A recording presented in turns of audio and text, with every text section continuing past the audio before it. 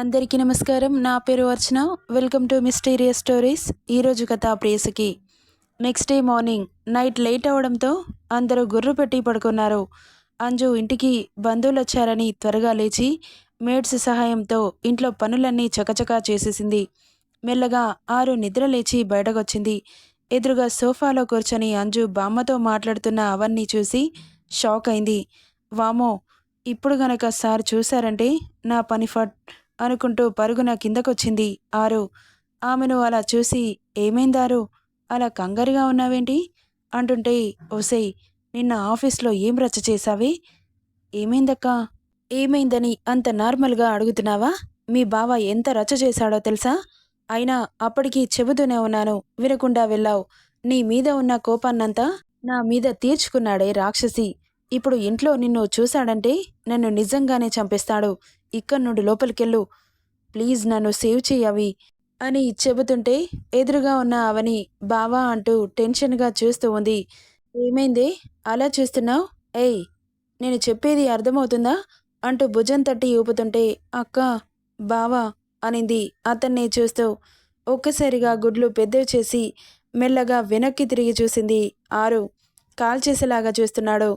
అది సార్ అని ఏదో చెప్పబోతుండగా, కమ్ టు మై రూమ్ అని చెప్పి సీరియస్గా అక్కడి నుండి వెళ్ళిపోయాడు. ఇక వెనక్కి తిరిగి అవనిని చంపేసేలాగా చూసి, నీ పని తర్వాత చెబుతానే అనుకుంటూ ఒక్కో అడుగు వేస్తూ వెళ్ళింది. గుండె దడదడలాడిపోతోంది ఆరుకి. బాబోయ్, ఇప్పుడేం చేస్తాడో ఏంటో అనుకుంటూ వెళ్తుంటే అడుగులు భారంగా పడుతున్నాయి. డోర్ నాక్ చేద్దామన్నా చేతులు వెనక్కిపోతున్నాయి. ఏం చెప్పాలి? మొత్తం వినేశాడా? వామ్మో, నాకిప్పుడు పాడకడతాడేమో అని అనుకుంటూ మెల్లగా డోర్ మీద చెయ్యి వేయకముందే ఓపెన్ అయింది. ఇక అడుగులో అడుగు వేసుకుంటూ వెళ్ళింది. రూమ్లో లేడు. రూమ్ వెనక బాల్కనీలో ఉన్నాడేమో అనుకుంటూ వెళ్ళింది. నడుముకి చేతి పెట్టుకొని రాడ్ మీద చెయ్యి బిగించి అటువైపు తిరిగి ఉన్నాడు. అతను సీరియస్గా ఉన్నాడు అనడానికి కండరాలు కదులుతూ ఉన్నాయి. ఇక పిలవాలంటే వణికిపోతోంది లోపల. ఇక తప్పదు అన్నట్లు గొంతు సవరించింది. పలకలేదు. సార్ అనింది కష్టంగా పలుకుతూ. చురుగ్గా వెనక్కి తిరిగి చూశాడు. ఒక్కసారిగా ఉలికిపడి గోడకి అతుక్కుపోయింది. ఆమెను రెండు చేతులతో లాక్ చేసి అతని ఫేస్ ఆమె దగ్గరగా తేగానే ఒక్కసారిగా భయపడి కళ్ళు మూసేసింది. ఓపెన్ అన్నాడు బేస్ వాయిస్తో. మెల్లగా కళ్ళు తెరిచింది. లుక్ ఎట్ మీ చూసింది అతన్ని. ఈ కుట్ర నువ్వే చేయించావు కదా అన్నాడు ఆమెను చంపేసేలాగా చూస్తూ. లేదు అన్నట్లు తల అడ్డంగా ఊపుతోంది. క్షణంలో బుగ్గ బూరె అయింది. డోంట్ లైస్ అన్నాడు సీరియస్ టోన్తో. అతడు అంత ఫోర్స్గా కొట్టేసరికి తుల్లిపడింది. బుగ్గ అదిరి కళ్ళల్లో నీళ్లు చిమ్మాయి. ఒక్కసారిగా, యూ ఇడియట్, నీకు తెలుసుగా నాకు నువ్వు తప్ప వేరే అమ్మాయిలతో మాట్లాడటం ఇష్టం ఉండదు అని. హౌ డేర్ యూ, ఆల్రెడీ తెలిసిన తర్వాత కూడా ఆమెను నా దగ్గరికి పంపావు అంటుంటే కళ్ళ నీళ్లతో, నేను పంపలేదు సార్ అనింది. నువ్వు పంపకపోతే నా ఆఫీస్ తనకి ఎలా తెలుసో? అయినా నన్ను డిస్టర్బ్ చేయడానికి ఎంత ధైర్యం? నాకిప్పుడు అర్థమైంది, నువ్వు నా ప్రేమని ఏమాత్రం అర్థం చేసుకోలేదని. అయ్యో, అది కాదు సార్ అంటున్న ఆరు మాటలని చిరాగ్గా ఫేస్ పెట్టి చాలు అన్నట్లు చేతి చూపించాడు. నాకేం చెప్పకు, నేనేం వినదలుచుకోలేదు. అండ్ వన్ మోర్ థింగ్, నాతో మాట్లాడకు, చంపేస్తా అంటూ అక్కడి నుండి బయటకి విసురుగా వెళ్ళిపోయాడు. ఇక వెళ్తున్న అతన్ని కన్నీళ్లతో చూస్తూ ఉంది. ఫ్రెష్ అయి ఒక్క మాట కూడా ఆరుతో మాట్లాడకుండా హాల్లో ఉన్న అవన్నీ కొట్టేలా చూస్తూ బ్రేక్ఫాస్ట్ చేసి అక్కడి నుండి ఆఫీస్కి వెళ్ళిపోయాడు. ఆరు హర్షిత్తో వెళ్ళాలని రెడీ అయి ఫాస్ట్గా కిందకి వచ్చింది. ఇక వెళ్తున్న అతన్ని వెనకాలే వెళ్ళింది ఆరు. తినేసి వెళ్ళమ్మా అంటున్నా వినిపించుకోలేదు. ఇక కారు దగ్గరికి వచ్చి కూర్చుందామని కార్ డోర్ మీద చెయ్యి వేస్తుండగా విసురుగా కార్ డోర్ వేసుకొని స్టార్ట్ చేసి అక్కడి నుండి వెళ్ళిపోయాడు. అలా వెళ్ళగానే చాలా బాధేసింది ఆరుకి. ఇక తినకుండానే డ్రైవర్ని కారు తీయమని చెప్పి ఆఫీస్కి వెళ్ళిపోయింది. మొదటగా హర్షిత్ అలా అవాయిడ్ చేస్తుంటే చాలా బాధేసింది ఆరుకి. కానీ ఆ తింగరి పనికి ఎంత హర్ట్ అయ్యాడో అర్థమవుతోంది. ఇక ఆఫీస్ రావడంతో కారు ఆపాడు డ్రైవర్. హర్షిత్ ఎలా రియాక్ట్ అవుతాడో అని భయం వేస్తోంది ఆమెకి. మెల్లగా ఆఫీస్లోకి వెళ్ళింది. ఆఫీస్ ఎంప్లాయీస్ అందరూ ఆరుని వింతగా చూస్తూ ఉన్నారు. ముందు రోజు బాబు రియాక్షన్కి ఇక వాళ్ళ చూపులు ఏం పట్టనట్లు అతని క్యాబిన్కి చేరింది. గుండె స్పీడ్గా కొట్టేసుకుంటోంది. ఎంత ఆపుదామన్నా ఆగట్లేదు. మే ఐ కమిన్ సార్ అనింది భయం భయంగా. కనీసం ల్యాప్టాప్లో నుండి తల కూడా ఎత్తలేదు. మళ్ళీ అడిగింది. అయినా పలకలేదు. ఇంకోసారి అడిగింది. అయినా పలక్కపోయేసరికి ఇక ఏదైతే అది జరుగుతుంది అంటూ క్యాబిన్కి వెళ్ళింది ఆరో. ఒక్కసారిగా కోపం పీక్సుకుపోయింది బాబుకి. లేచి నిలబడి అసహనంగా ఆమెను చూడకుండానే గెటౌట్ అని అరిచాడు. అతడి అరుపులకి ఉలిక్కిపడి అడుగును ముందు వేసేదల్లా వెనక్కి వేస్తూ బయటకెళ్ళింది. ఇక నీళ్లు చేరిన కళ్ళతో చూస్తూ ఉంది. ఏమాత్రం పట్టించుకోలేదు హర్షిత్. ఆమె ముందు ప్యూన్ ప్రత్యక్షమయ్యాడు. మిమ్మల్ని 13 క్యాబిన్కి వెళ్ళమన్నారమ్మా అనగానే ఒక్కసారిగా గుడ్లు పెద్దవి చేసి చూసి బాధతో కళ్ళు వర్షిస్తుంటే గబుక్కున తుడుచుకొని అక్కడి నుండి హర్షిత్ని బాధగా చూస్తూ వెళ్ళిపోయింది. ఆమె అలా వెళ్ళిందో లేదో అతడి గ్లాస్ టేబుల్ బల్లున పగిలిన శబ్దం. ఆ శబ్దానికి ఒక్కసారిగా ఉలికిపడి వెనక్కి తిరిగి పరుగున హర్షిత్ని వచ్చి చూసేసరికి చేతి నుండి రక్తం ధారగా పోతుంటే ఆమెకు ఒక్కసారిగా బ్రెయిన్ పనిచేయలేదు. ఏం చేయాలో అర్థం కాక అయోమయంగా చూస్తూ ఒక్క ఊదుటున అతన్ని చేరి తన చెయ్యిని చేతిలోకి తీసుకుంటుండగా డోంట్ టచ్ అన్నాడు వేలు చూపిస్తూ. ప్లీజ్ సార్ నన్ను చూడనివ్వండి అని ఏడుపు గొంతుతో అంటున్నా పట్టుకుంటున్న చేతిని విసురుగా వెనక్కి లాక్కున్నాడు. సారీ సార్ ప్లీజ్ ఒక్కసారి నన్ను చూడనివ్వండి బ్లడ్ పోతోంది అని ఏడుస్తోంది. నువ్వు ఇంకొక క్షణం నా కళ్ళ ముందుంటే ఏం చేస్తానో నాకే తెలీదు అన్నాడు హర్షిత్. నేను వెళ్ళను సార్ అనింది మిస్ ఆరోహి. నా క్యాబిన్ నుండి వెళ్ళిపోతారా లేదా అన్నాడు కంచుకంఠంతో. మీరు చంపినా సరే నేను ఇక్కడి నుండి కదలను అనింది గట్టిగా. ఓకే ఆల్ రైట్ నేనెందుకు నిన్ను చంపుతాను, ఆ రైట్స్ నాకిక్కడివి అంటూ అక్కడి నుండి వెళ్ళిపోతున్న హర్షిత్ చేతిని పట్టుకుంది ఆరో. వెనక్కి తిరిగి షార్పుగా ఓ చూపు చూసి ఆమె చేతిని విసిరికొట్టి అక్కడి నుండి విసురుగా వెళ్ళిపోయాడు. ఇక కన్నీళ్లతో అతన్నే చూస్తూ ఉంది. పగిలిన గ్లాస్ పీసెస్ని అరచేతిలో పట్టుకొని గట్టిగా నొక్కుకుంది. ఒక్కసారిగా గ్లాస్ పీస్ గుచ్చి రక్తం చిమ్మింది. నొప్పికి అమ్మ అంది. ప్యూన్ పరుగున వచ్చాడు.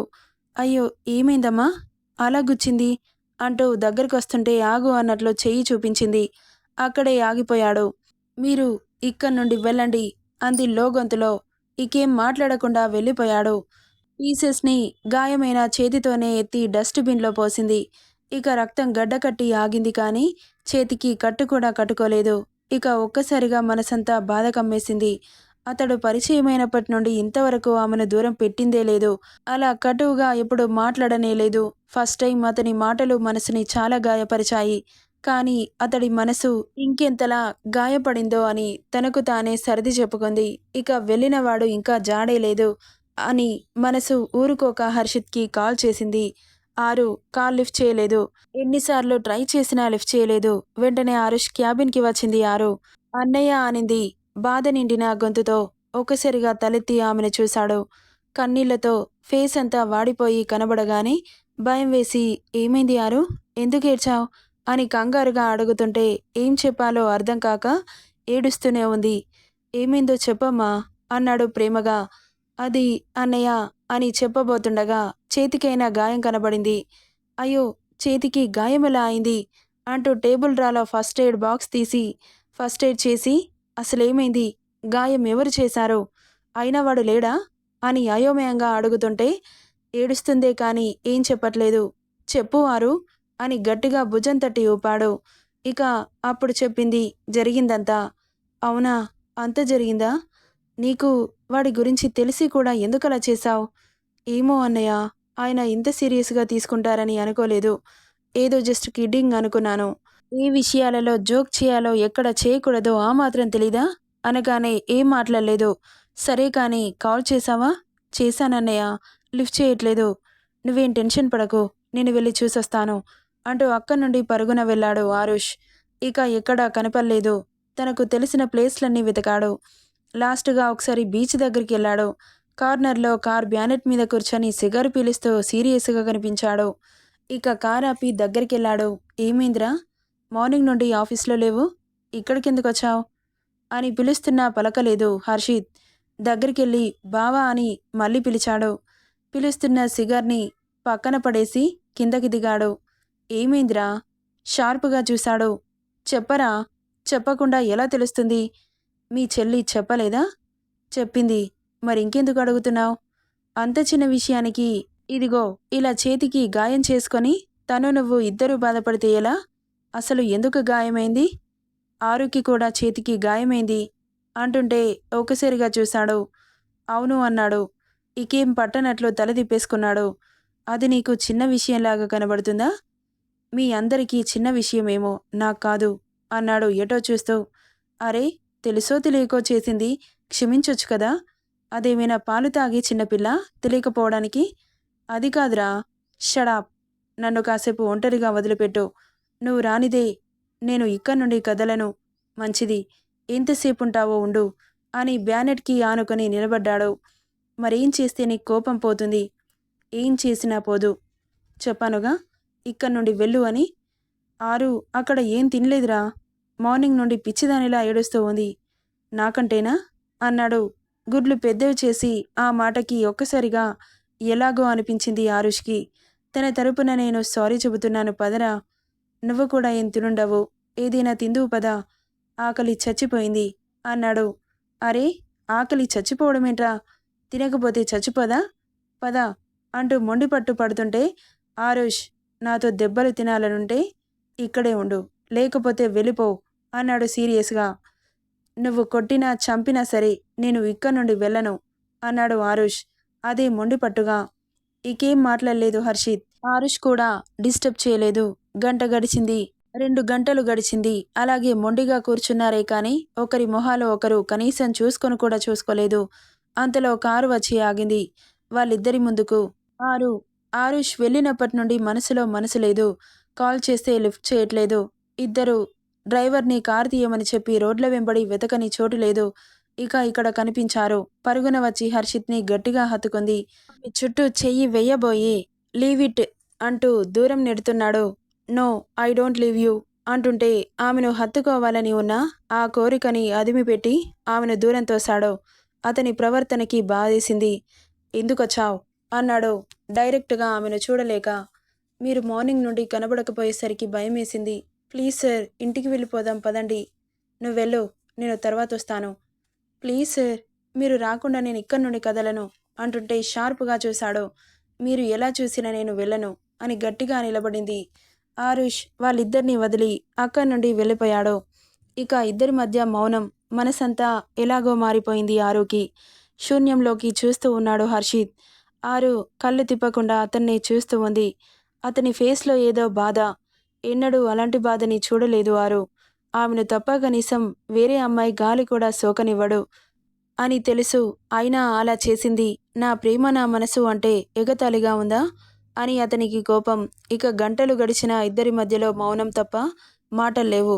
ఇక తన చొరవ తీసుకుంటూ చిన్న అనింది ప్రేమగా. పలకలేదు. మళ్ళీ పిలిచింది, అయినా పలకలేదు. దగ్గరకొచ్చి భుజం తట్టి ఊపింది. కళ్ళెర్ర చేసి చూశాడు. అతని చూపులకు వణికింది ఆరు. అయినా బయటకి ధైర్యం నటిస్తూ సారీ సార్, నన్ను క్షమించండి అంటుంటే ఏం మాట్లాడలేదు హర్షిత్. ఈ ఒక్కసారికి నన్ను క్షమించండి. అది వచ్చే సంగతి తెలుసు కానీ మీతో ఎలా బిహేవ్ చేసిందో నాకు తెలీదు. ప్రామిస్. ఎన్ని మాట్లాడినా అతని నుండి ఎలాంటి రియాక్షన్ లేదు. ప్లీజ్ మాట్లాడండి సార్. తప్పు చేస్తే కొట్టండి, తిట్టండి. ఇలా నన్ను దూరం పెడితే నేను తట్టుకోలేను అంటూ అతన్ని చూడగానే కోపంతో ఎర్రగా ఉంది అతని ఫేస్. ఇక లాస్ట్ ఆస్త్రంగా ఏదైతే అది జరుగుతుందని అతడి మోముని 2 చేతుల్లోకి తీసుకొని టక్కున పెదాలని మూసేసింది. ముద్దైతే స్టార్ట్ చేసింది కానీ ఆమె చుట్టూ చెయ్యి వేసి గట్టిగా అదుముకున్నాడు. అతడి పట్టుకు ఎముకలు విరిగిపోతాయేమో అన్నంత నొప్పి పుట్టినా వదల్లేదు. ఇక తను దూరం నెట్టలేదు. హార్డ్గా కిస్ చేస్తున్నాడు.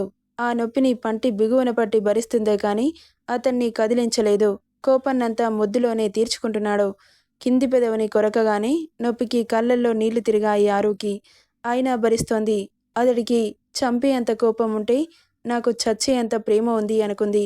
మనసులో ఊపిరి భారమైంది. శ్వాస అతడికి తెలుస్తోంది. గుండె వేగం పెరిగిపోతోంది. నెక్స్ట్ ప్రాణం పోతుందనగా వదిలాడు. విసురుగా వెళ్ళి కార్లో కూర్చున్నాడు. ఆమెను చూడకుండానే కార్ స్టార్ట్ చేశాడు. చూస్తున్నాడు.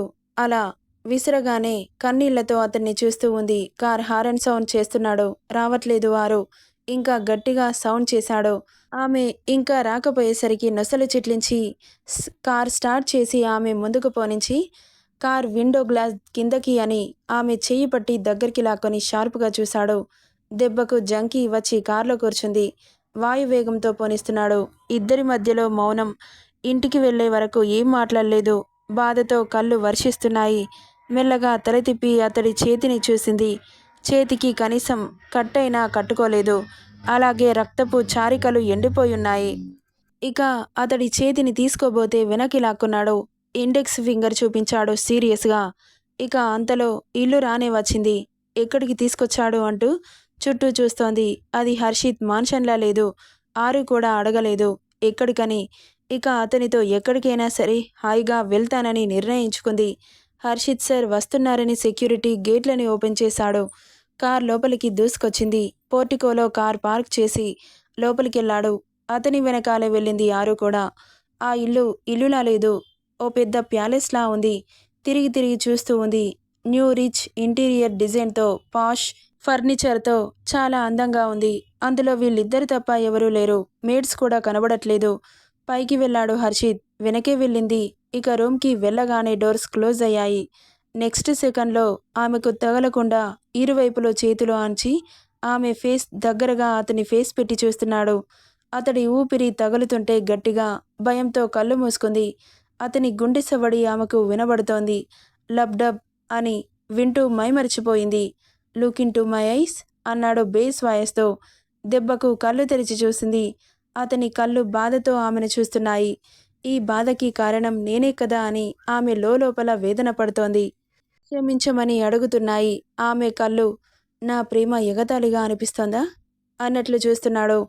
అతడి బుగ్గ మీద చేయి పెట్టి, కాదు, నన్ను క్షమించు. నిజంగా నేను కావాలని చేయలేదు. నేను తనని పంపలేదు. నా మాట నమ్ము అంటుంటే, నువ్వు లేని రోజులు ఒక్కొక్క క్షణం ఒక్కో యుగంలా గడిచింది నాకు. ప్రతి గుండె సవ్వడిలో ప్రతి శ్వాసలో నీ పిలుపే వినిపించేది. ఎక్కడికెళ్ళావో తెలీదు. ఏం చేస్తున్నావో తెలీదు. తినాలంటే ఆకలి వేయదు. కంటి మీద కునుకు రాదు. అలా కొన్ని ఏళ్ళు నీ కోసం వైరాగ్యంగా మారిపోయాను. అయినా నా ప్రేమ మీద నీకు నమ్మకం లేదు కదా. అయ్యో అది కాదు చిన్న అంటుంటే ఆపు అన్నట్లు చెయ్యి చూపించాడు. నా మాటంటే విలువలేదు. నా ప్రేమంటే పట్టింపు లేదు. ఒక చిన్న విషయానికి ఇలా కోపడుతున్నానని నీ మనసుకు అనిపిస్తుందని కూడా తెలుసు. మీ అందరికీ చిన్న విషయం కావచ్చు. నాకు నువ్వు తప్ప ఏ విషయం పెద్దది కాదు. ఆ విషయం నీకు ఎప్పటికీ అర్థం కాదని కూడా తెలుసు. ఓకే, ఆల్రైట్, అర్థం అవ్వాలని కూడా నేను అనుకోవట్లేదు. ఇప్పటి నుండి నీకు నచ్చినట్లు నువ్వుండు. ఇలా ఉండు అని నేను చెప్పను అంటుంటే, ఎందుకలా మాట్లాడి నన్ను బాధపెట్టి నువ్వు బాధపడతావు? అక్కడ నా తప్పేముంది చెప్పు అంటుంటే కళ్ళు చిన్నవి చేసి చూస్తూ, నీ తప్పు ఏముందా? తను నీకు ఏం చెప్పి నా ఆఫీస్కి వచ్చింది చెప్పు. బావని చిన్నగా ఆట పట్టిస్తాను అనింది. అక్కడికి వచ్చి ఏం రచ్చ చేసిందో తెలుసా? నన్ను లవ్ చేస్తున్నాను, నేను లేకపోతే చచ్చిపోతాను అంటూ ఎక్స్ట్రాలు చేసింది. తనకి సంస్కారం లేదా? ఒక పరాయి అబ్బాయితో అలా మాట్లాడడానికి? తను అలా చేస్తుందని నాకు తెలీదు సార్. కనీసం నాకు ఫోన్ చేసేనా చెప్పాలి కదా వస్తుందని. తనకు వార్నింగ్ ఇచ్చి పంపేవాణ్ణి కదా.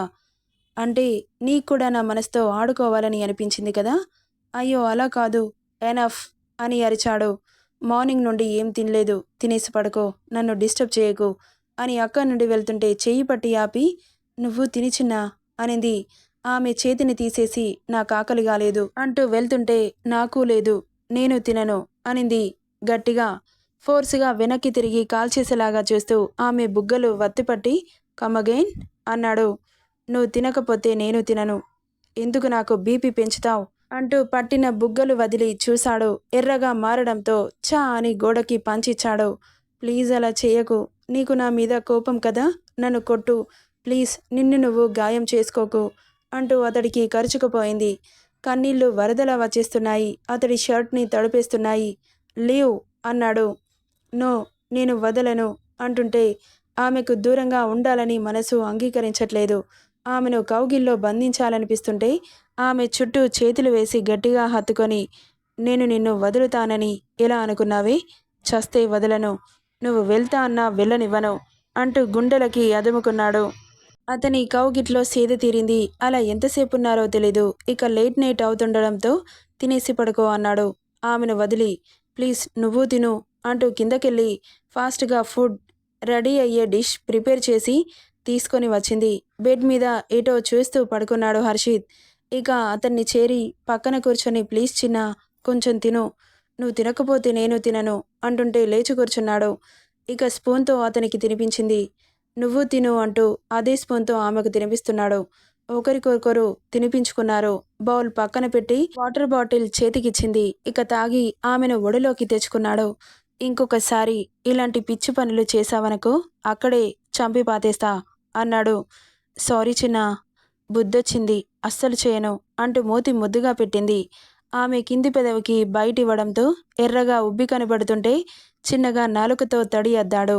అప్పటి వరకు మంట పుట్టిన పెదవి అతడి హిమపాతం లాంటి నాలుక తగలగానే హాయిగా అనిపించింది. మెల్లగా ఆమెలోకి ఒదిగిపోతూ ఆమె అదరాలని స్మూత్గా అందుకున్నాడు. మధుర చుంబనాన్ని ప్రేమగా తీసుకొని ఆమెతో పాటు బెడ్ మీద వాలిపోయాడు. హర్షిత్ గుండెల మీద హాయిగా తలవాల్చింది. నేను నిన్ను చాలా బాధ పెడుతున్నాను కదా, ఈ పిచ్చిదాని కోసం ఎందుకంత తాపత్రయపడుతున్నావు?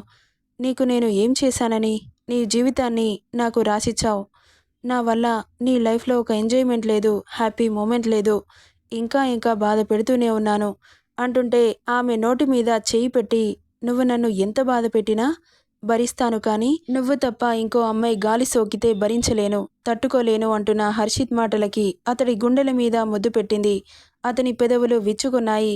ఎక్స్ట్రీమ్లీ సారీ, ఇంకోసారి అలా చేయను, నా వల్ల అలాంటి తప్పు జరగదు, నన్ను నమ్ము, ఇక పడుకో, బాగా టయర్డ్ అయ్యావు అంటూ గాయమైన చేతిని అతని చేతిలోకి తీసుకొని ముద్దు పెట్టుకున్నాడు.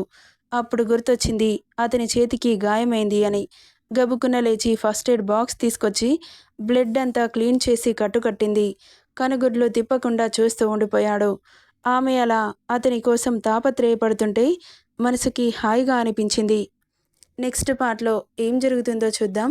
ఈ స్టోరీ ఎలా ఉందో కామెంట్ చేయండి guys. Thank you for listening.